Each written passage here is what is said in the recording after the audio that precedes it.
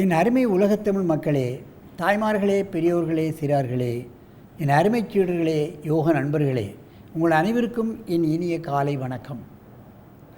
கலைஞர் தொலைக்காட்சி நிகழ்ச்சியில் நலமுடன் வாழ என்னும் பிரிவில் யோகாசனத்துக்கு முதல் நிகழ்ச்சியாக முக்கியத்துவம் தரப்படுகிறது.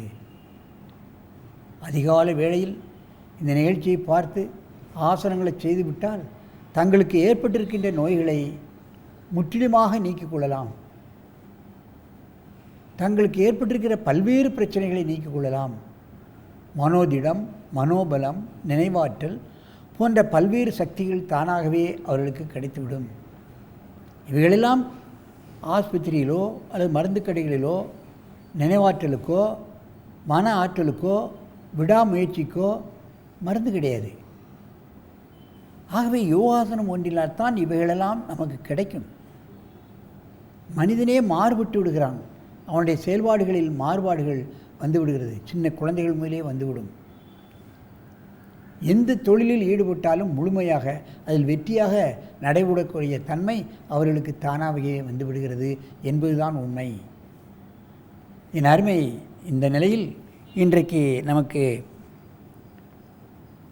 சத்தியமங்கலத்திலிருந்து முனியப்பன் யோகா மையத்திலிருந்து 2 குழந்தைகள் வந்திருக்கிறார்கள். சங்ககிரி அன்சிகா 3வது வகுப்பு மாணவர்கள். கால் நீட்டிய கைகட்டிய மச்சாசனம். மச்சாசனத்தில் ஒரு மாறுபாடான ஆசனத்தை யாவரும் செய்யக்கூடிய முறையில் செய்யப் போகிறார்கள். நீங்கள் பார்க்க வேண்டும். என் அருமை மாணவிகளே, பத்மாசனத்தை கலைத்துவிட்டு காலை நேரே நீட்டுங்கள்.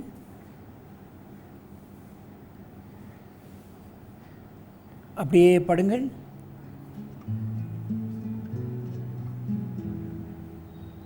மச்சாசனம் செய்யுங்கள். தலையை நல்லா தூக்கி ஊனணும். நன்றாக மூச்சை இழுத்துக்கொள்ளுங்கள். மனோமய கோஷம், பிராணமய கோஷத்தை சரி செய்யக்கூடிய நல்லாக மூச்சு இழுக்கணும். 2 3 நெஞ்சு விரிவடைகின்ற காரணத்தினால் மூச்சு பிரச்சனையே அவர்களுக்கு வராது. சின்ன குழந்தைகளுக்கு ஏற்படக்கூடிய மூச்சு திணறல், ஆஸ்மா, பிராங்கிட்டிஸ் இவைகளெல்லாம் வராது. நல்ல மூச்சு விடுங்க. இவைகளெல்லாம் எளிமையான ஆசனம்.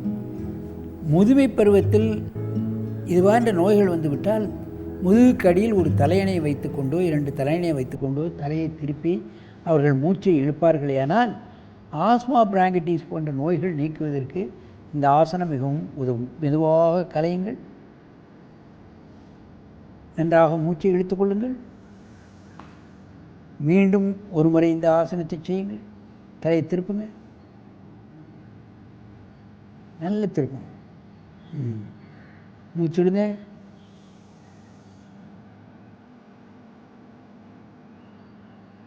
மெதுவாக இந்த ஆசனத்தை கலையுங்கள்.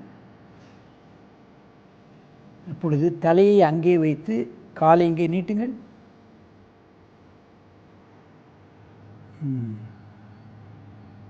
எப்படி தலை வைக்கப்பட்டிருக்கிறது, கை கட்டப்பட்டிருக்கிறது என்பதை பார்க்க வேண்டும். பெரியவர்கள் கூட இப்படி செய்வதற்கு கஷ்டம் இருக்காது. ஆகவே தொடர்ச்சியாக இருமல், ஆஸ்மா, பிராங்கிட்டிஸ், நெஞ்சில் சளி இவை இருப்பவர்கள் இதில் நன்றாக இந்த ஆசன நிலையில் மூச்சை இழுத்து விட வேண்டும். மூச்சை இழுத்து விடு. சின்ன சின்ன ஆசனங்களினால் வெகு நாட்களாக ஏற்பட்டிருக்கின்ற பல்வேறு சளித்தொல்லைகள், ஆஸ்மா, பிராங்கிட்டிஸ், டிபி போன்ற நோய்களை கூட நீக்கக்கூடிய வல்லது இந்த ஆசனம். நல்ல மூச்சுகளை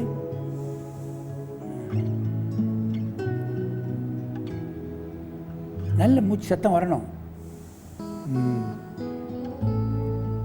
மெதுவாக இந்த ஆசனத்தை கலையுங்கள். நல்ல மூச்சு இழுங்கள். மீண்டும் ஒரு முறை இந்த ஆசனத்தை செய்யுங்கள். நல்ல தலை திருப்பணும். நெஞ்சு எவ்வளவுக்கு எவ்வளவு உயரமாக தூக்கப்படுகிறதோ அவ்வளவுக்கு அவ்வளவு நுரையீரல் விரிவடைகின்றது. ஏன்? ஹார்ட் சம்பந்தப்பட்ட பிரச்சனைகளோடு நீக்கக்கூடியது. ஹார்ட்டுக்கும் லங்ஸுக்கும் செல்லக்கூடிய இரத்த நாளங்கள் எல்லாம் இழுக்கப்படுகின்றன.